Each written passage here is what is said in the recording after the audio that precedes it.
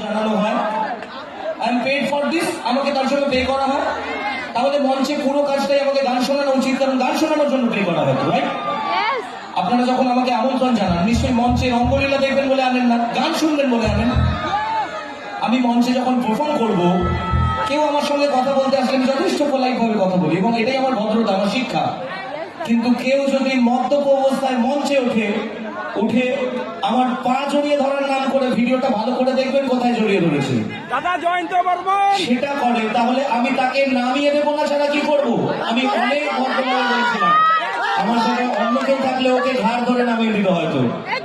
আর সেই জিনিসটাকে কাজে লাগিয়ে পরের দিন থেকে সোশ্যাল মিডিয়ায় বলছে আমি নাকি রাজবংশীদের অসম্মান করেছি। আরে আমার ঘাড়ে কটা মাথা আছে?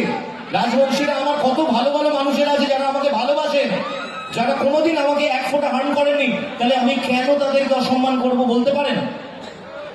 বলতে পারেন? আর কেনই বা আমি উত্তরবঙ্গের মানুষকে অসম্মান করবো? উত্তরবঙ্গের মানুষ যে আবেগ দিয়ে আমায় আশীর্বাদ করেন, সেটা তো আমার কাছে অনেক পাওনা। উত্তরবঙ্গে আমি প্রতি মাসে 2-3 বার আসি, আমার কাছে অনেক বেশি পাওনা আপনারা আমার সঙ্গে থাকেন। আর কিছু উল্লুক ফাল্লুক, আমি মঞ্চে মাইক নিয়ে বলছি আবারও, কিছু উল্লুক ফাল্লুক যাদের কোনো স্ট্যাটাস নেই, 300টা ভিউজ হয়, আমাকে নিয়ে ভিডিও বানালে 1 মিলিয়ন 2 মিলিয়ন ভিউজ হয়। তাহলে বুঝছেন কেন করছে? গতকাল রাত থেকে দেখলাম শালীনতার মাত্রা ছাড়িয়ে গেছে। আমার একটি ফটো নিয়ে এআই জেনারেটেড করে শাড়ি পরিয়েছে, হ্যাঁ শাড়ি পরিয়েছে।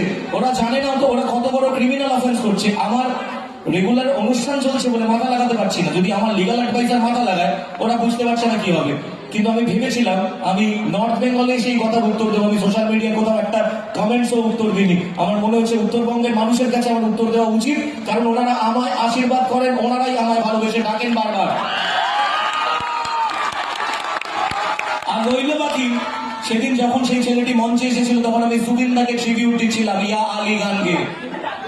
একটা বিশেষ শিল্পী যে আমাদের আবেগ, তাকে ট্রিবিউট দেওয়ার সময় এটা কোন ধরনের ভদ্রতা ছিল মঞ্চে উঠে ফুটেজ খাওয়ার জন্য, মঞ্চে উঠে ওইরকম বাউলামি করার। আর সব থেকে বড় কথা, সে যখন মঞ্চে উঠে সে দর্শকদের হাত দেখাচ্ছে, তাহলে ও আমার সঙ্গে দেখা করতে এসছে না দর্শকের সাথে দেখা করতে এসছে? একদম ভিউয়ার্স পাওয়ার জন্য। সো আপনারা ওদের কথায় বিভ্রান্ত হবেন না। আমি বারবার বলছি, কিছু সোশ্যাল মিডিয়া ইনফ্লুয়েন্সার আছে, সবাই খারাপ নয়, আবারও বলছি, কিছু কিছু আছে যাদের ভিউজ কামানোটাই, যারা চাইলে নিজের বাপকেও সোশ্যাল মিডিয়া বেঁচে দিতে পারে ভিউজের জন্য। তাই আপনারা বিভ্রান্ত হবেন না তাদের কথাতে। এবং আমার ব্যবহার নিয়ে কোনো প্রশ্ন থাকলে একদিন দয়া করে আমার বাড়িতে আসুন, আমার আতিথেয়তা দেখে আপনারাই বলতে বাধ্য হবেন যে যে কেশবকে আমরা সোশ্যাল মিডিয়া চিনি সে মানুষ নয়। আমার শিক্ষা সেটা নয়। আমি আবারও বললাম, যদি আপনারা সোশ্যাল মিডিয়ার এই পোস্টগুলো দেখে কোনো ভ্রান্ত ধারণা আমার পক্ষে থেকে থাকে, তার জন্য আমি ক্ষমা প্রার্থী আপনাদের কাছে। Thank you so much. So এবার ও হ্যাঁ, আমার মায়ের জন্মদিন আছে, উনি বারবার ডিস থেকে বলছিলেন।